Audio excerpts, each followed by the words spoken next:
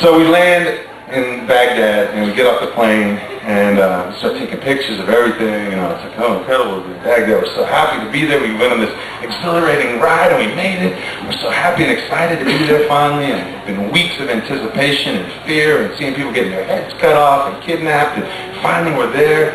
And we walk into customs, and I'm thinking, oh man, this is Baghdad. They're going to be going through my shit like it ain't nothing.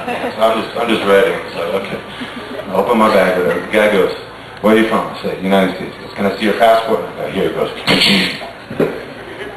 Nothing? That's it? That's all I got to do to get into Baghdad? He's like, same thing as when you get on the plane. If you're dumb enough to come in, motherfucker, we just let you in. And sure enough, again, we go and we get all our luggage, and we're expecting, you know, the whole thing. Dogs and like all these security people and going through all their bags. The guy asked us about 3 questions. He's like, you got any guns? No. You got any drugs? No. You got passports? Yeah. Okay, you're cool. So we go in there, and I start playing soccer just to get rid of the nervousness. So we're at the money exchange, and we start exchanging this money, and we decide, okay, we're going to be here for a few days, so we're going to exchange, you know, a couple $100, because I don't know how much we're going to need. For a couple $100, you get like 2 billion Iraqi dinars. So we're like, I'm rich, I'm rich, I'm rich! I'm playing soccer in the airport with the bell people, the bag people, and security guys come in there, and these gherkins from Nepal, and these guys are hired by this company called Custer Battle Security. And they're the guys who guard the airport. They got their Uzis, and these gherkins are known to be able to cut people's heads off in one stroke. There's people that are just hired killers, you know. And so they tell me to put the soccer ball down, and I'm like, no problem, no problem. So we get onto this bus that takes us out to meet our car, and as we get in the bus, we're still really excited. We're like, man, I can't believe we made it through customs, no problem. We made it here, no problem.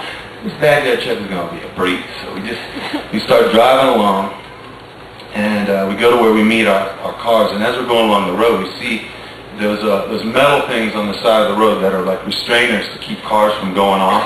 We see there's about every 50 yards is a place where a car went off and careened into one of those things.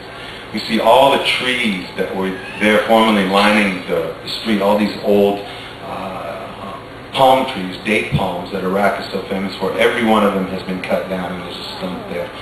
We see holes where missiles have landed and blown things up. But still, we don't feel any fear because we don't see any fighting, we don't see any soldiers. Finally, we get to the place where we have to get into our cars to leave, because you can't drive cars into the airport for security reasons. And we get in our car, we meet our guys, and we're still happy. We start taking the video camera out to shoot everything, and they tell us, don't point your video camera out the window, because if you do, the U.S. forces will open fire on this vehicle. That's all you need to tell me. And we start driving out. We look to the left at the road into the airport where our drivers had just come in to pick us up, and there's 2 cars blown up, on fire, smoking, and U.S. military around like this. And it had just happened between the time that our guys came to pick us up to the airport to the time when we left. And that was a very sobering wake-up call for the rest of our trip. And so I'll tell you more about it a little bit. Maybe I'll even take a few questions later. But I want to sing a song right now.